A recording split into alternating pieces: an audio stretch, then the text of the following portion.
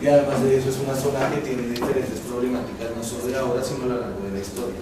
Entonces, cuando tú vas a ir a hacer periodismo, digamos, si eres un grupo enviado por parte de un canal estadounidense o Reporteros Sin Fronteras o cualquiera de los organismos que se van a usar, tienes que tener en cuenta que la situación allá es una situación riesgosa para todos los que vayan. Entonces, estás en una normativa diferente, entonces tú tienes que ser consecuente de los riesgos que estás asumiendo a la hora de ir comprendiendo allá. Digamos, en la noción de libertad hay demasiados términos, no hay una noción, una definición como tal de la libertad. Entonces, se puede mencionar, digamos, que en Estados Unidos o en diferentes países a lo largo del mundo, por ejemplo, no se puede sacar documentos que pertenezcan al Estado cuando la ONU misma establece que el pueblo tiene derecho a requerir los documentos que tiene el Estado, ¿sí? Digamos, en el caso, por ejemplo, del hombre de Wikileaks, que sacó un blog donde publicó muchos de los datos importantes de Estados Unidos, fue censurado, se le pidió cárcel, que se exiliara del país. Entonces, ¿de qué manera nos está pidiendo libertad a Irán? De que deje transmitir libremente cualquier canal, cualquier medio de comunicación, sabiendo que ustedes no están respetando la libertad de aquellos, incluso desde su mismo país, que publican y dicen la verdad. Entonces, bueno, vamos a hablar de otro término que se llama la libertad positiva. La libertad positiva es un ámbito colectivo de la libertad que se nombra, digamos, se llama autodeterminación de los pueblos. Cada pueblo, cada estado, cada nación tiene el derecho a conformarse y organizarse de la manera que él desee. Si el Estado iraní quiere poner unas normativas diferentes para la libertad de prensa de las que tienen los organismos internacionales, o la que tiene Estados Unidos, o la que tienen los organismos multilaterales, es claro que tiene la libertad de imponer las normativas que ellos deseen. De una u otra manera se está vulnerando la libertad del Estado de Irán para conformarse a sí mismo. También hay otra definición de la Real Academia de la Lengua Española, que es la facultad que se disfruta en las naciones bien gobernadas de hacer y decir cuanto no se oponga a las leyes ni a algunas costumbres. Pero hay que decir, las leyes y las buenas costumbres, ¿quién las pone? ¿Quién es el que pone las normativas para saber quiénes son las costumbres? Sabiendo que las culturas a lo largo del mundo son diferentes. Entonces, bueno, siguiendo con las nociones de libertad, yo les voy a explicar tres citadas por tres diferentes filósofos. El primero es un filósofo inglés llamado John Stuart Mill. Él nos afirma que uno no puede obligar a la ejecución o a la abstención de otro porque este conlleva un beneficio propio y mucho menos a su felicidad absoluta. Esto quiere decir que los intereses que primen en una nación deben ser regidos por estos mismos. Esto conlleva que ningún Estado externo a este tiene derecho a imponer, proponer y mucho menos sugerir normativas de un Estado que no sea el de él. El siguiente que vamos a citar, el siguiente filósofo, es un filósofo francés, Rousseau. Él es uno de los principales defensores de la libertad natural. Él también nos afirma que el hombre es libre por naturaleza, pero que esta misma libertad no debe generar ninguna ventaja y ninguna desventaja. Es por esto que nadie debe ejercer una autoridad sobre otra persona. Poniéndolo en retrospectiva con el Estado iraní, este está regido por unas leyes, por un conjunto de leyes estipuladas que reciben el nombre de Sharia o de las leyes islámicas. Este es como el cuerpo del derecho del islamismo.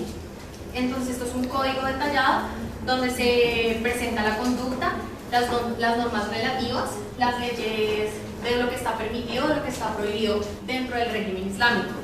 Este también estipula las leyes de lo que está bien y de lo que está mal, vuelvo y repito, dentro del régimen islámico. Para ponerlo en relación con el filósofo alemán Hegel, él dice que el Estado es una organización formada por sí y para sí, y este no podrá ser organizado o realizado hasta que las partes se encuentren totalmente de acuerdo. Entonces nosotros, como un Estado independiente, tenemos todo el derecho de tomar nuestras decisiones y por eso no debemos tener como una base o como una margen estipulada de lo que usted considera libertad y de lo que nosotros consideramos libertad. Pues para seguir con la investigación, vamos a tener un contexto histórico acerca de los sucesos que han sucedido en Irán.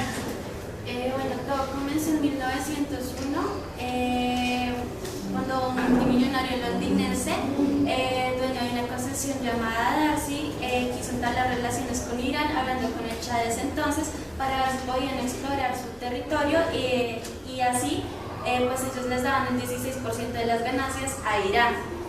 Bueno, en 1909 Irán crea una empresa llamada la Anglo-Persian Oil Company, que pues, es la POC, la cual poco a poco se volvió la refinería más grande e importante del mundo. Antes de la Primera Guerra Mundial, Inglaterra quiso volver a hablar pues, con el Shah de Irán, porque ellos necesitaban pues, renovar sus armas y cambiar el carbón por el petróleo.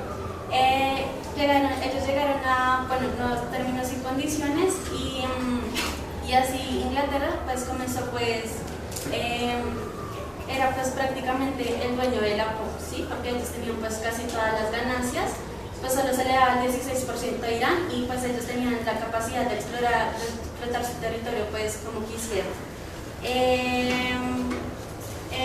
La posición fue creciendo cada vez más contra la empresa Darcy, porque pues ellos estaban ganando pues casi todo su producido, y pues era pues en las tierras de ellos. En 1923 Winston Churchill fue elegido como representante de los británicos en lo que sería adquirir todos los derechos petroleros de Irán. Después de la crisis de 1929, en 1931 los británicos le informan a Irán que pues, la empresa iba en decaída, por lo cual se solicitó volver a revisar los términos y condiciones que ellos tenían, a lo cual pues Inglaterra pues les puso una barrera, y esto molestó pues mucho al Shah entonces, y él mandó una carta diciendo que ya no quería tener más relaciones con la empresa Darcy, y esto pues molestó a los británicos.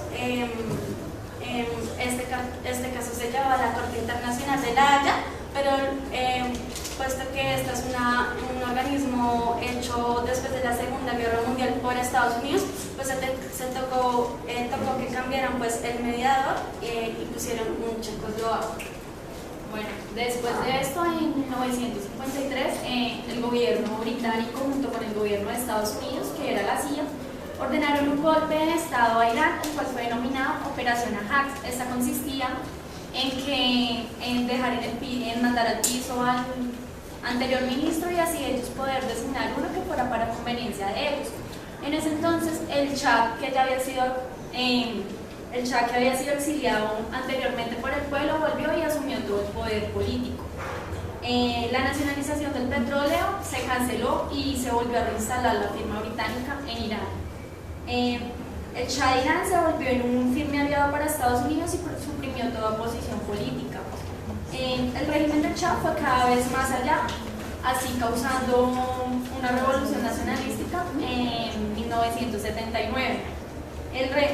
Para los revolucionarios, lo más preocupante de la situación que se desarrollaba era la subordinación de los intereses nacionales de Irán a las políticas de Estados Unidos, como el golpe que se había dado anteriormente por la CIA en 1953. El Shah huyó en 1979. Después de esto, la embajada de los Estados Unidos sufrió una invasión donde estuvieron 444 rehenes, y fueron más de 500 días. Desde entonces las relaciones con Estados Unidos han sido muy hostiles. Después Irán y Estados Unidos se aliaron para atacar a Irak. Fue una guerra en la que duró 8 años. Bueno, después de esto viene parte económica sobre Irán. Buenos días, yo les voy a hablar de la economía iraní a lo largo de la historia. La economía iraní ha sufrido altibajos a través de la historia desde 1953, desde 1900, que se alió o fue administrada por los ingleses. Luego viene, después de la Primera Guerra Mundial, cuando existe un Shah, que es un dirigente en el país, y los Estados Unidos, al derrocar al primer ministro en 1953, se alia con Irán, tratando de fortalecer un poquito su economía cuando la economía de Irán ya estaba bien. Crean un programa nuclear que se llama Átomos por la Paz, que se desintegra en 1979 y se vuelve a implementar a finales del siglo XX. Este programa nuclear está enfocado solamente en la energía nuclear, y los Estados Unidos, al ver que no era incluido después, porque fue rechazado dentro de su programa, se ofendió y programó una sanción en el 2012 con la ONU y la Organización de Defensa de los Países, y junto con Estados Unidos programaron una sanción por reacciones hostiles nucleares. La economía política, la economía de Irán se puede relacionar con un sistema sociocultural que se llama el sistema mundo.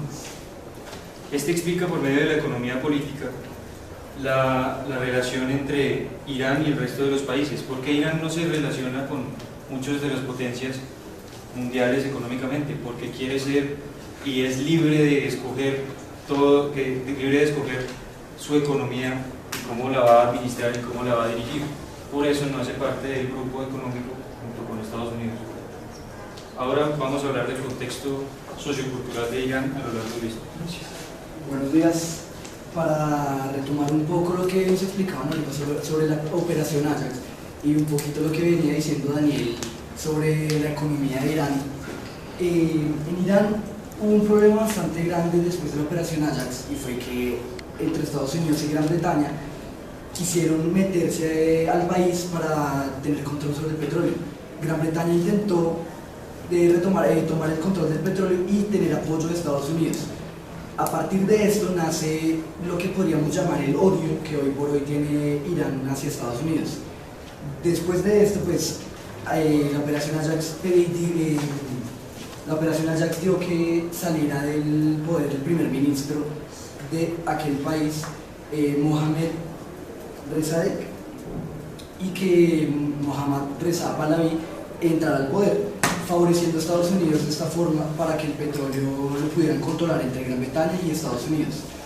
De esta forma, yo quiero ponerles un poquito en contexto qué es Irán y cómo Irán ha venido sufriendo guerras, masacres, se podría decir asesinatos por parte de Estados Unidos. No solo Irán, sino el Medio Oriente, ya que Estados Unidos ha intentado entrar de cualquier forma posible a estos países para tomar cualquier beneficio, bien ya sea petróleo o algún bien que le provenga a la tierra para beneficiarse económicamente. Conociendo así que Estados Unidos es uno de los países más capitalistas, se podría decir que el mayor capitalista del mundo, es una gran potencia mundial, y de esta forma ha querido meterse a la fuerza, no solo a Irán, sino a varios países en el Medio Oriente, puede ser Afganistán, Irak. De por sí la salida que tiene Irán hacia el Golfo Persa es bastante importante, y esa salida que hace el Golfo Persa, si cualquier país la pudiera tomar, pudiera colonizar, digamos, Irán y tomar a ese Golfo, tendría una salida bastante importante a lo que es el continente asiático. Bueno, y complementando lo que dice mi compañero, se puede afirmar que a lo largo de la historia ha existido un menosprecio grandísimo por parte de las grandes potencias occidentales, que es lo cultural y lo religioso. Es un imaginario que tiene occidental hacia el Islam. También podemos decir que ha habido cierta expropiación de los recursos naturales de Irán en cuanto al petróleo. Estados Unidos, más que todo Gran Bretaña, se expropian de esto. También se les olvida básicamente que Irán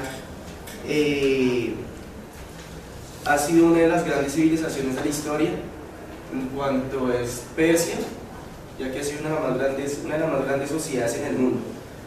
Y se puede sentir, digamos, como maltratado gravemente Irán, ya que pues no se puede mirar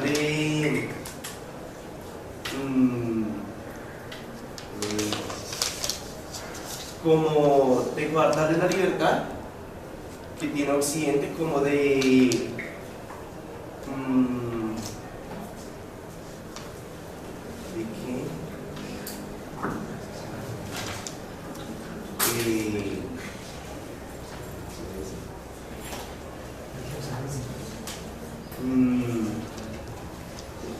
bueno, a continuación daremos una pequeña conclusión de cuanto le digo. Pero ponencia. Bueno, la Constitución básicamente se basa en 4 argumentos, ¿no? Primero que todo, nosotros lo que queremos poner en cuestión es qué es la noción de libertad para cada quien, desde dónde vive la libertad, cómo se maneja la definición de libertad del lado occidente, pensando hacia el oriente y del lado oriente pensando hacia el occidente. ¿Cuáles son los contextos que nosotros manejamos para pensar que ellos no nos dan la libertad, pero tienen que darla sabiendo que nosotros nos la hemos dado a ellos? Por otro lado, también hay que comprender que a lo largo de la historia ha sido una nación muy atacada por los grandes poderes a nivel mundial, por el solo hecho de no querer pertenecer a una economía en pro del capital que se maneja actualmente en el mundo. Por ejemplo, hay muchos organismos multilaterales que realmente en su mayoría son dominados por la Unión Europea y Estados Unidos. Entonces también hay que mirar que hay una cadena de sucesos en el mercado que nos permiten saber que Irán está por fuera de un mercado y lo quieren incluir dentro del mercado, por cuestiones de petróleo, por cuestiones de rutas comerciales. Entonces es muy importante saber que Irán no quiere pertenecer a esa cadena económica que se está formando a nivel global. Irán no quiere darle el poder de su territorio y sus recursos a otras personas que lo han intentado por la fuerza. Eso ha generado que Irán tenga prevenciones obviamente hacia las cuestiones extranjeras. Y por último hay que saber que para poder analizar la problemática desde todos los aspectos hay que salir un poco del contexto occidental que tenemos nosotros y la visión de los medios que los medios nos otorgan a nosotros sobre el Medio Oriente, y hay que ponerse un poco en la situación de ellos. Por ejemplo, porque en Google, que es una de las empresas más grandes a nivel mundial en Internet, hay censura para ciertas páginas de medios manejados por el Estado iraní. Hay muchas diferentes variedades, o sea, de cosas que solo estamos viendo desde este punto que es lo que nos está mostrando. Pero ¿qué pasa al interior de Irán? ¿Cuál ha sido la problemática principal de Irán? Y siempre han sido los conflictos con la parte occidental del mundo. Entonces también hay que tener comprensión de que a Irán se le ataca de muchas maneras, pero no se le mira qué es lo que pasa desde su interior para ser como son. Esa es la conclusión, básicamente. Saber de quién es la libertad y quién decide qué es la libertad para el mundo. Una nación que defiende la libertad de prensa. Nuestro grupo está conformado por Natalie Quintero, Camila Borges, Jenny Zambrano, Lady Rodríguez, Ashley L. Halde y Valentina Mayor.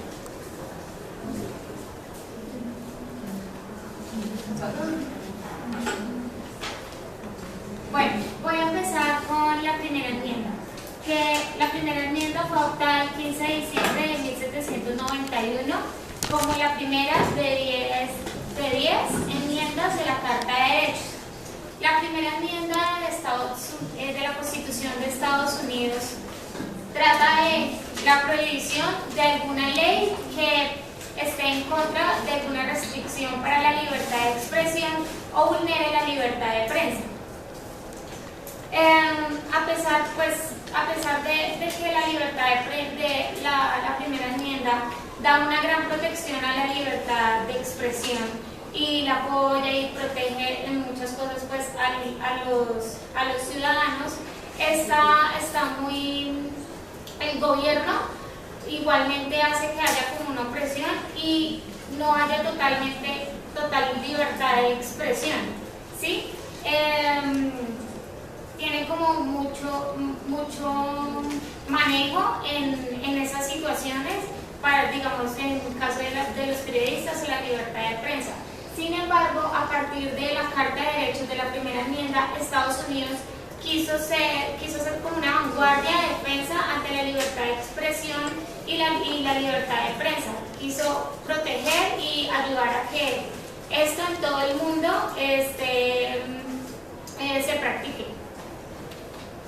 Bueno, tenemos que tener en cuenta que Irán es una nación que se encuentra, por decirlo así, dividida, donde el presidente Hassan Rouhani y el gobierno tienen una postura completa y totalmente diferente a las Fuerzas Armadas iraníes.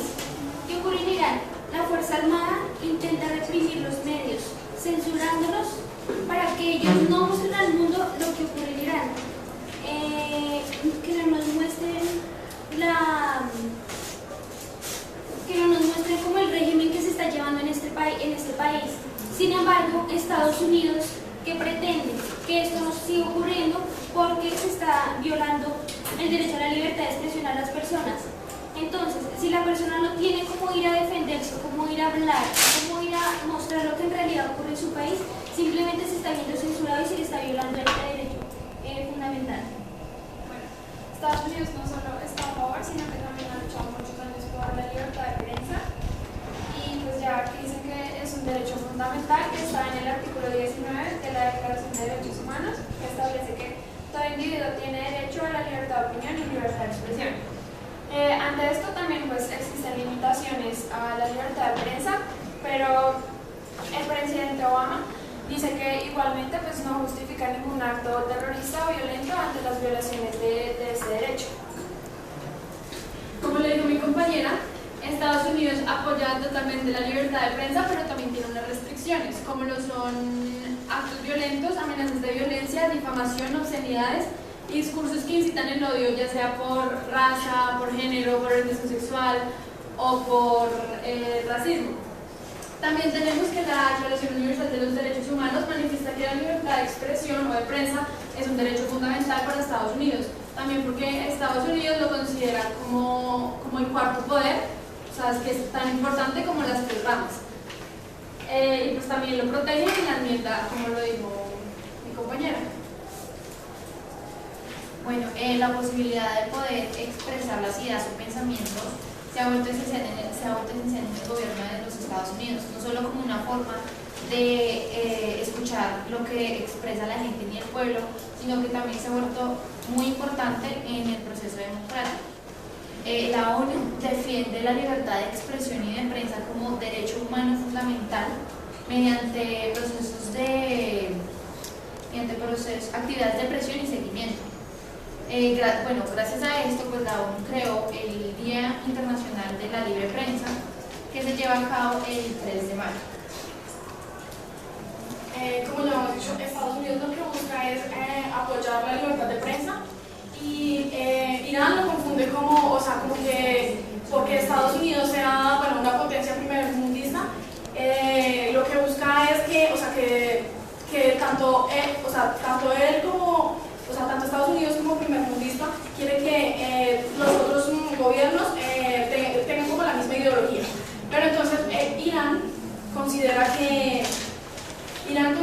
que Estados Unidos se está metiendo más con su propio, metiéndose con su propio gobierno que realmente eso, pero lo que busca Estados Unidos es buscar la libertad de prensa, mientras que lo que hace Irán es el guillotinar. Entonces Irán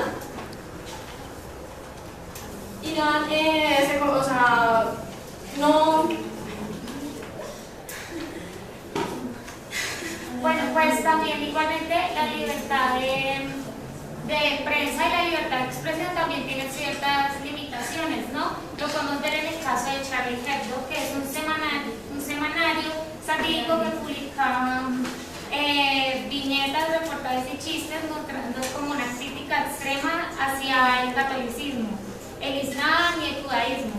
Entonces, lo del ataque que hubo, digamos, el presidente de Estados Unidos decía que lo que hacía él, ya se pasaba los límites de la libertad de expresión y de prensa, que pasaba esos límites y que todo tenía un límite.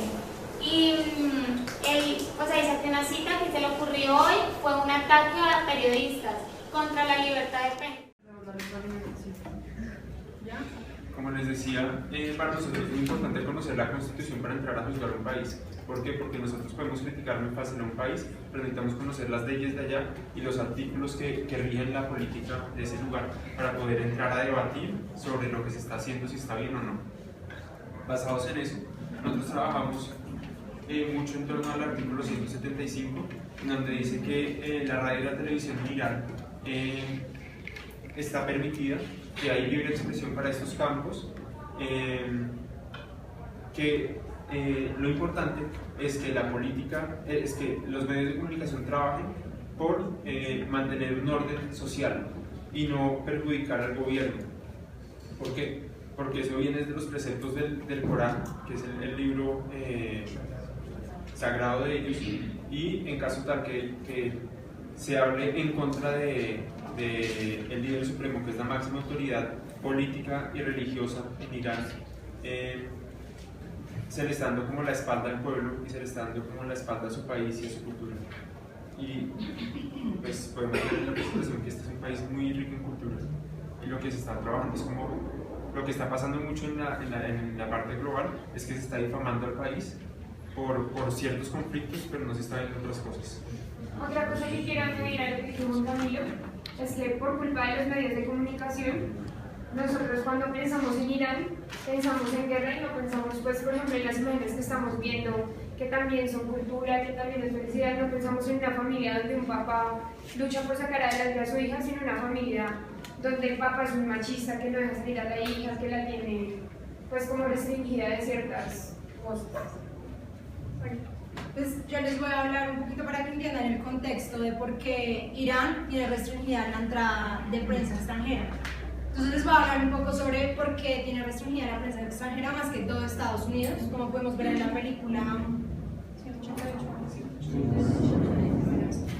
Bueno, el conflicto entre Estados Unidos e Irán es un conflicto que inició prácticamente desde 1950 y aún prevalece.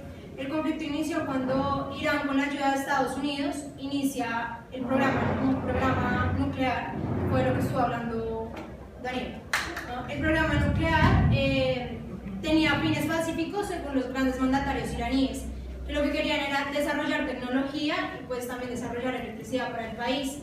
Estados Unidos pues les empezó a brindar ayuda económica y tecnológica, pero con el tiempo países occidentales, sobre todo Estados Unidos, empezaron a creer que este programa era como una tapadera, por decirlo así, para crear, para construir explosivos o armas nucleares en secreto. Bueno, Estados Unidos y muchos países occidentales empezaron a hacerle muchas acusaciones a Irán. Entonces Irán como que se empezó a molestar por esto y pues el líder supremo, Ali Khamenei, empezó a decir que Estados Unidos habría creado este mito de construcción de armas nucleares y posiblemente explosivos para que los otros países vieran mal a Irán y lo vieran como una amenaza. Entonces, pues ya cansado de estas acusaciones, Irán amenazó sobre todo a Ali Khamenei, le dijo a Irán que si seguían con estas acusaciones y con este tipo de sanciones, les iban a cortar el suministro de petróleo. Y que además, si había algún tipo de agresión extranjera por parte de otros países hacia Irán, Irán iba a responder de una manera muy fuerte. Entonces, a raíz de esto, Irán pues dijo como no, Ali Khamenei, el líder mandatario, dijo no voy a permitir la entrada de inspectores internacionales y mucho menos de periodistas porque pues estos pueden como difamar mi país. Bueno, todas estas restricciones que imponía el líder mandatario las hacía bajo lo que estaba escrito en el Corán y en la Constitución. Pues como ya explicamos, este país tiene una influencia religiosa muy grande. O sea, todos se basan prácticamente en lo que está escrito en el Corán, como la Biblia del catolicismo, y pues es como donde están las leyes de ese país. Entonces, para Irán, hablar o difamar de ese país, a escribir una noticia que estuviera en contra del sistema, era como darle la espalda a Irán, darle la espalda al mandatario, darle la espalda al pueblo y pues sobre todo darle la espalda al Corán y a la Constitución, que era lo más grave.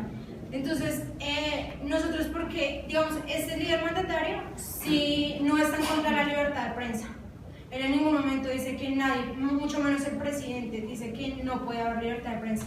En lo que están contra estos líderes mandatarios es que otros países y prensa extranjera llegue a imponer o a decir cosas que no están bien dichas. Y sobre todo porque ellos ya tienen como unas leyes en el Corán y en la Constitución las cuales no permiten que difamen a ese país. Porque como ya expliqué, hablar o decir una noticia en contra de Irán o del país era como darle la espalda al pueblo, a Irán y sobre todo al Corán, que era la constitución más importante de este país. Bueno, Ali Khamenei, como les había comentado ahorita Nicole, él no está en contra de la libertad de prensa. Una de las razones es porque permite la operación de medios como es la IRI. La IRI significa Islamic Republic of Iran Broadcasting.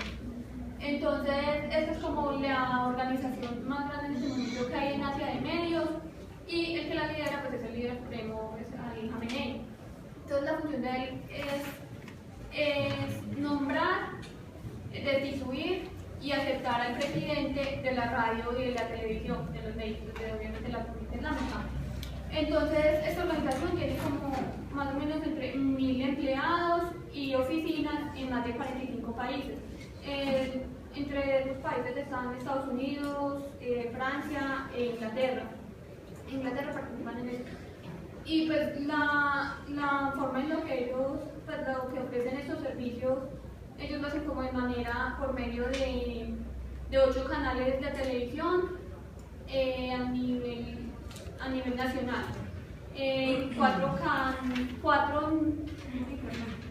4 canales de noticias en televisión internacional, 12 estaciones de radio a nivel nacional, 30 estaciones para el extranjero, 6 canales de televisión por satélite y 30 canales en diferentes regiones de Irán. Bueno, pues en conclusión, nosotros queremos resaltar que para entender este conflicto no es solamente entender qué es la libertad de prensa, sino que también hay que entender qué es el Corán, qué es la Constitución de Irán y qué es entender, como lo decía el primer grupo, un país de Occidente. Esto es Medio Oriente. ¿Por qué? Porque nosotros tenemos un estilo de vida muy diferente al que ellos manejan y tenemos que ponernos también en los zapatos de ellos, entender el Islam, la Constitución, para poder hablar con propiedad sobre el tema de la libertad de prensa en Irán. También es importante saber qué clase de medios son los que están acusando a Irán y pues también con qué motivos, y también entender la libertad desde el punto de vista de ellos. La libertad debe ir acompañada de respeto y de otras cosas que dicta el Corán, de otros mandamientos que dicta el Corán y los cuales están violando a las personas que llegan de otros países.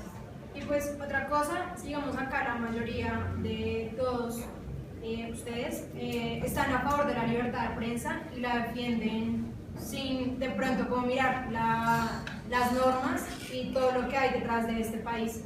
Entonces, digamos, si ustedes se ponen a mirar bien, todo lo que impone este país no necesariamente es malo, sino que hay que respetar las normas. Es como cuando alguien llega acá, tiene que estar bajo las normas que rige la Constitución. Entonces, para saber si hay más libertad de prensa, en Irán la hay. Pero lo que no está permitido allá es que se difame, que preste una mala imagen la prensa extranjera de ese país. Proceder Quintero, María Fernanda Galindo, Naomi Rebolledo, Gabriela Romero y quien les habla, Evelyn Torres. Nosotros vamos a mostrar la postura de los organismos multilaterales frente a la libertad de prensa. Bueno, como dice un escritor humanista llamado José Luis San Pedro, abro comillas: para mí la libertad de expresión, para mí la libertad es la libertad de pensamiento. Se habla mucho de la libertad de expresión, pero hay que reivindicar la libertad de expresión, por ejemplo, en la prensa, porque si lo que usted escribe o expresa en la prensa es un pensamiento que no es propio o que ha adquirido sin convicción y sin pensarlo, usted no es libre a pesar de que lo deje expresarse libremente, cierro comillas. Por eso nosotros, como organismos multilaterales, creemos que las libertades tienen un orden jerárquico por el cual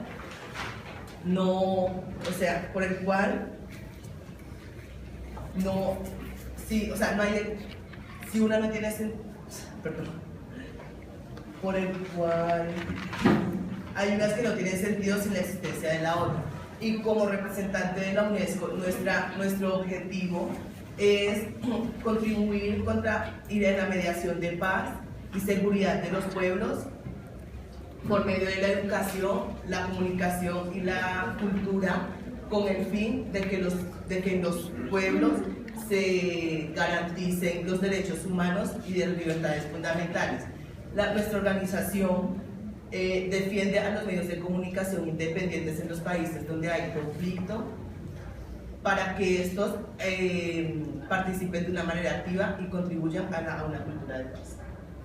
No es necesario que se consagre una para que se dé la otra, pero sí tienen una relación de codependencia por definición. De esta forma, para que tenga sentido la libertad de prensa,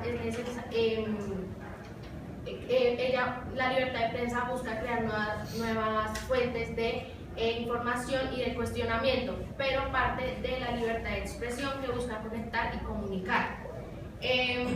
Su calidad está a la vez relacionada con la libertad de pensamiento, donde se forma una creación de criterios propios a partir del acceso a la información. y este depende de la libertad de información existente. La organización que yo represento es la ONU, Organización de Naciones Unidas, y tiene como función el derecho internacional, la paz y seguridad internacional, el desarrollo económico y social, y los asuntos humanistas y derechos humanitarios, con el siguiente lema: para una mejor información, más igualdad de género y mayor seguridad en los medios de comunicación en la era digital. Bueno, hoy la libertad de información es posible en mayor grado gracias a las organizaciones que luchan por esta libertad. Y aunque queda mucho camino por recorrer, somos pocos los que utilizamos este medio como fuente para acercarnos a la verdad. Y aunque lo hagamos, el hacerlo abiertamente en muchos países supone un reto y una desvinculación con la cultura, las leyes y la costumbre.